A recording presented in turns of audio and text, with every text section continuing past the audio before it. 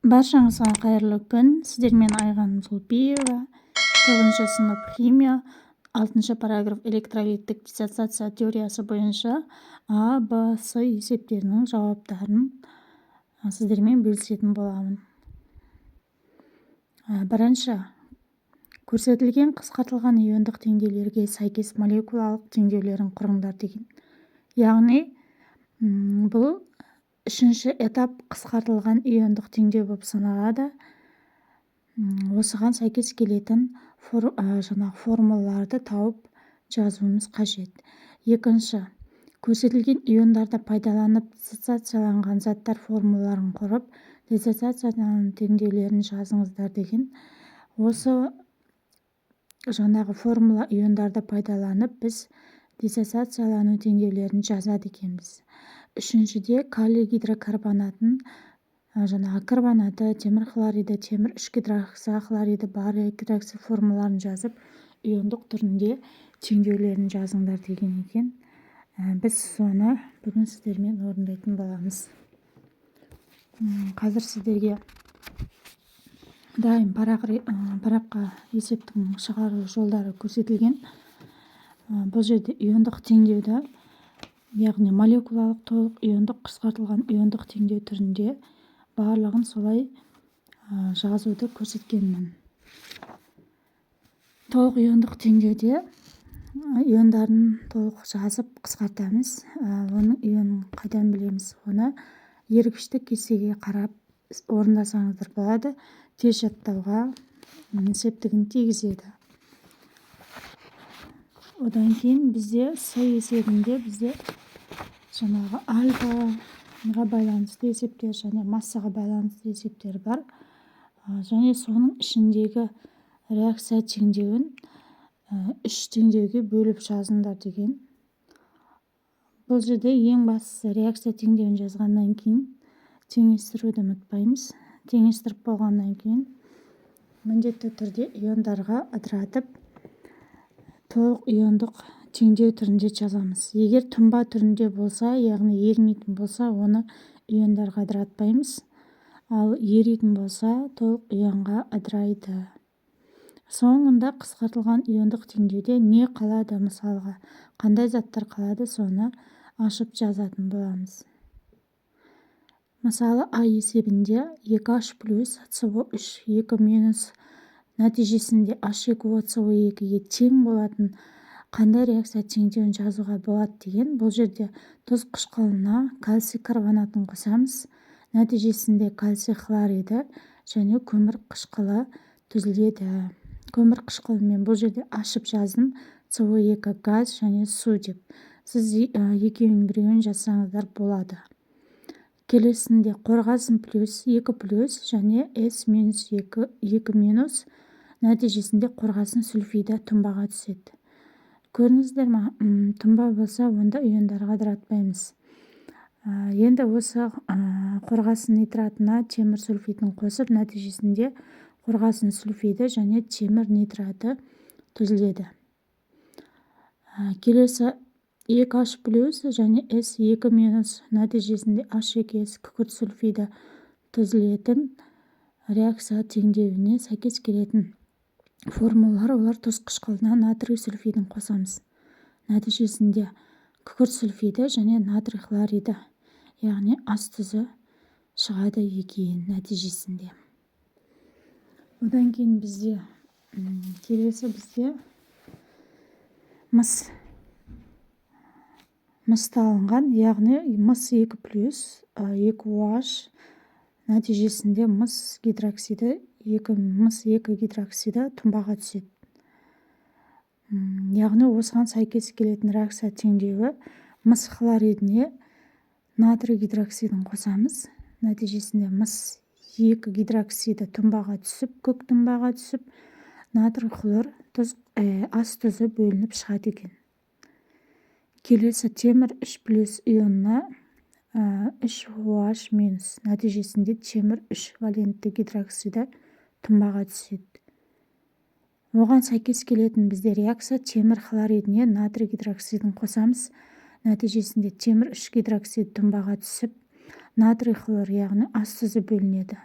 реакцияны теңестіруді міндетті түрде ұмытпаймыз. Реакцияны теңестіретін кезде шыққан өнімге қараймыз. Мысалға темір OH 3 бар, OH-тан 3 бар деген сөз. Демек натрий OH-тың алдына 3 қоямыз. Мұнда нәтижеде өнімдегі натрий хлорының алдына 3 қоямыз. Үлкен коэффициент 3 бізде, яғни натрийға барлығына қатысты болады. Яғни натрийға, хлорға деген сияқты. Келесі бізде 2H плюс ионы және силициум O2 2 минус нәтижесінде силикат шыққан тұнбада. Бұған тұз қышқылына натрий силикатын қосып, силициум қышқылын алып, нәтижесінде және ас тұзы бөлінеді екен. Реакция теңестіруді ұмытпаймыз. Келесі бізде темір гидроксидіне және H ионы түзіледі. Нәтижесінде темір 3 ионы және су бөлінеді. Бұған сәйкес келетін реакция теңдеуі темір гидроксидіне, яғни 3 валентті гидроксидіне тұз қышқылын қосамыз. Нәтижесінде бізде темірдің 3 валентті хлориді және су бөлінеді. Реакцияны теңестіруді ұмытпаймыз. Енді бізде келесі екіншісі формулалар берілген, яғни оны иондарға бөліп жазамыз. Калий силикаты, калий және силициум OH анион және катиондарға бөліп жазамыз. Түсінікті болу үшін айтып жатырмын. Аниондарды минус көрсетеді, ал катиондар плюс көрсетеді. Келесі бізде мыс гидроксидінде мыс және OH минус, мыс бізде 2 плюс болады. Оны 3 сатыға бөлеміз. Яғни екіншісінде купрум OH плюс болады да, OH нәтижесінде үшінші соңғы қысқартылған ионда бізде мыс және OH-ның өзі қалады 2. Келесі темір хлориді, темір ионы, катионы және хлор анион бөлінеді. Калий карбонатында калий катион CO3 анион болып тұр 2 минус. Келесі үшінші тапсырмада калий катион болып тұр және HCO3, яғни қышқылдың қалдығы анион болып тұр. CO3 бізде 2 минус анион көрсетіп тұр. Одан кейін келесі бізде калий карбонаты калийға және CO3 анионға ыдырайды. Келесі темір 3 хлориді темір 3 плюс және хлор минусқа ыдырайды. Келесінде бізде феррум OH 2 плюсті көрсетпей, хлор минусті көрсетеді. Бұл жерде соңында қысқартылған иондықта темір 3 плюс катионы OH минус анионы түзіледі. Одан кейін бізде барий гидроксидін ыдыратқанда бізде барий катион OH анионға кетеді және 3 сатыда жазып аламыз. Одан кейін бізде келесі Б есебі. Б есебінің біріншісі темірге тұз қышқылын қосамыз. Нәтижесінде бізде темір хлориді пайда болады. Яғни бұл жерде темір бізде 2 валентті болып тұр. Оған сәйкес келетін реакцияны жазатын болсақ, оған натрий OH қоссақ болады. Нәтижесінде темірдің 2 гидроксиді тұнбаға түсіп, натрий хлор пайда болады. Және темірдің 2 гидроксидін ыдыратқан кезде бізде оксид және су бөлінеді. Оны алу үшін біз қайтадан сутек қосамыз, су және темір бөлініп шығады. Енді одан кейін бізде А есебіне, яғни Б тобының А есебіне келетін болсақ, тотығу тотықсыздану реакциялары бойынша тотығу дәрежелерін тауып аламыз. Егер элемент жалғыз болатын болса, 0 болады. Одан кейін сутек бізде плюс 1-ді көрсетеді, ол бізде тұрақты. Егер де темір хлориді болатын болса, онда хлор 2 болатын болса, темір 2 валентті деген сөз. Ал егер де темір хлор 3 деп жазылатын болса, онда темір 3 валентті деген сөз. Және де бұл жерде темір бізде 2 электронды. беріп жатыр. Сутек 2 электронды қосып жатыр. Демек бұл бізде тотығу тотықсыздану реакцияларына жатады. Мен айтып жатқаным осы Б есебі енді ашылып жатыр бұл жерде.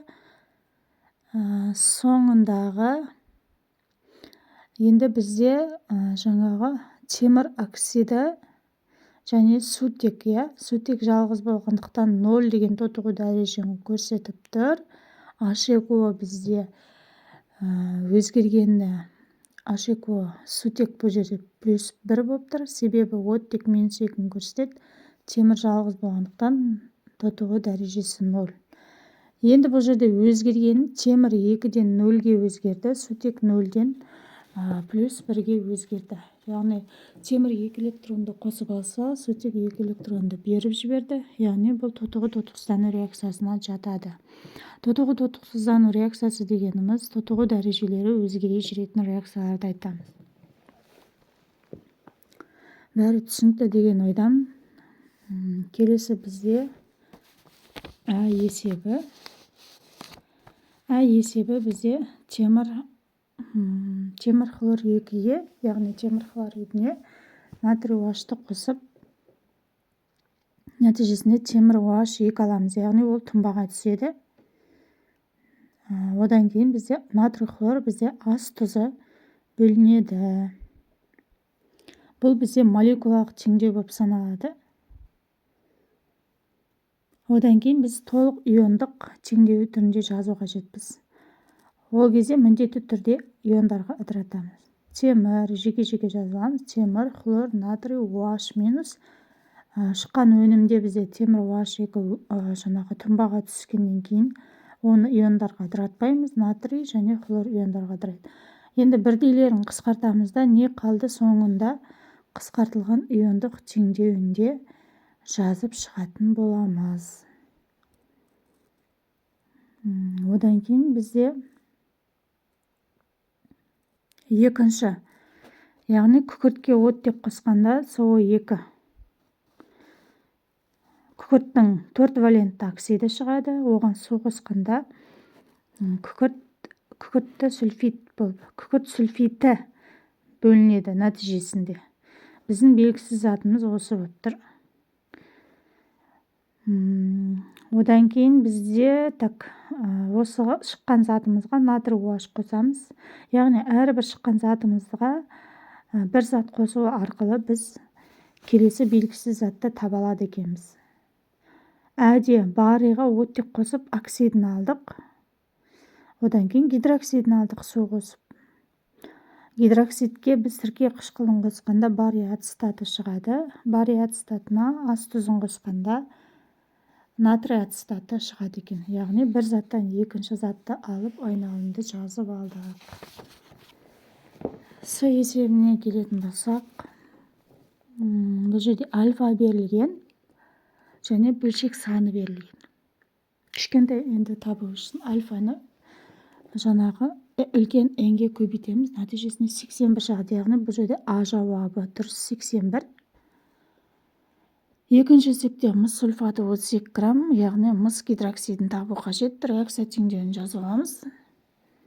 Міндетті түрде не берілген жоғарғы бөлігіне граммдарын жазып, белгісіз затымызды x деп пропорция құрамыз. Яғни 32-ні 98-ге көбейтіп 160-ға бөлеміз. Бұл жерде 160 пен 98 қайдан шықты десеңіздер, бұл жерде купрум SO4-тің мрі 160-ға тең, яғни атомдық массаларын қосып шығамыз. Жаңағы коэффициент индекстері болса көбейтіп шығамыз. Нәтижесінде 19,6 грамм мыс гидроксиді пайда болды.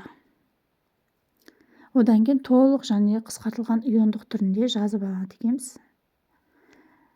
Үшінші есепте бізде жеке-жеке заттар берілген. Ол заттар арқылы біз реакция теңдеуін құрастырады екенбіз. Енді видео ұнаған болса, лайк басып, тіркеліп, арнамыздың дамуын қолдап отырыңыз. Назар салып тыңдағандарыңыз үшін көп рахмет. Қандай да бір сұрақтарыңыз болған жағдайда комментарийға өз пікірлеріңізді жазсаңыздар болады. Міндетті түрде достарыңызбен бөлісе отырыңыздар.